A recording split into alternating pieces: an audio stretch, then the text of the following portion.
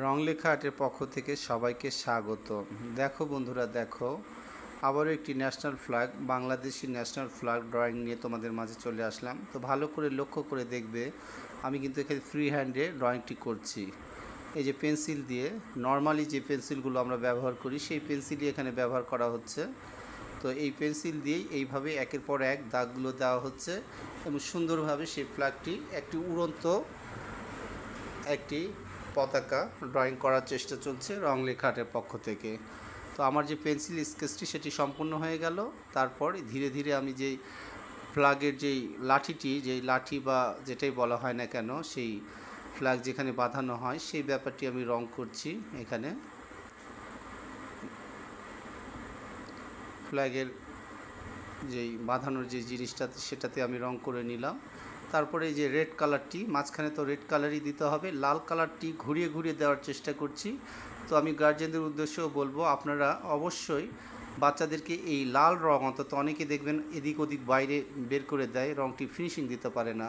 তো আমি বলছি সার্কেলের মতো গোল গোল করে ঘুরে এইভাবেই দিবেন, দেখতে কিন্তু অনেক সুন্দর লাগবে এবং ফিনিশিংটাও চলে আসবে। আর রংটা ঘুরিয়ে ঘুরিয়ে দিতে বলবেন।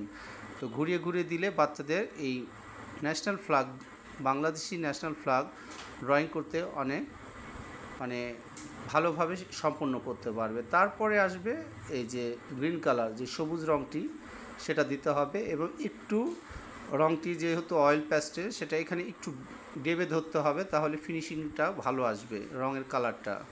অনেকে করে কি, হালকা করে এখানে ঘষতে থাকে কাগজের যে পেপারগুলো, সেগুলো অনেক সময় ছিঁড়ে যায় বা সমস্যা হয়।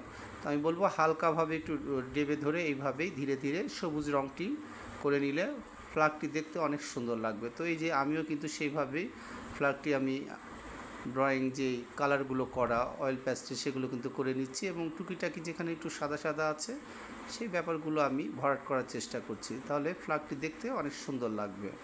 তো এই যে আমার ফ্ল্যাগটি কিন্তু শেষের পথেই একদম। এইবার আমি ফ্ল্যাগের যে ফিনিশিংগুলো দিয়ে দিচ্ছি, হয়ে গেল। তারপরে এখানে যে সুতা পেন্সিল দিয়ে আউটলাইন, যেটা দেওয়া বরাবর বলি, আউটলাইন দিলে ছবি কিন্তু অনেক সুন্দর এবং ভালো লাগে দেখতে।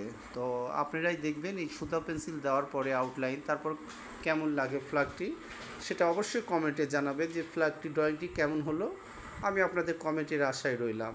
তো এই যে ধীরে ধীরে যে পাশ দিয়ে যে আউটলাইনগুলো দেওয়া, সেগুলো কিন্তু আমি দেওয়ার চেষ্টা করছি সুন্দরভাবে। তো বাচ্চাদেরকে যদি এইভাবেই যদি শেখানো যায় ন্যাশনাল ফ্ল্যাগ আঁকানো ফ্রি হ্যান্ডে, তাহলে কিন্তু তারা কিন্তু অনায়াসে সেটা করতে পারবে, আমি আশা রাখি।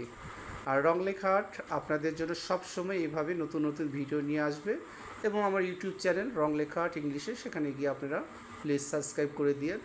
আর এই যে রংলেখা আর্ট, তার যে ফ্ল্যাগ ড্রয়িং সেটি সম্পন্ন করছে। তো এইভাবেই রংলেখা আর্টকে সাপোর্ট দিয়ে এগিয়ে নিয়ে যাবেন। আজকের মতো এখানে শেষ করছি, সবাই ভালো থাকবেন, আল্লাহ হাফিজ।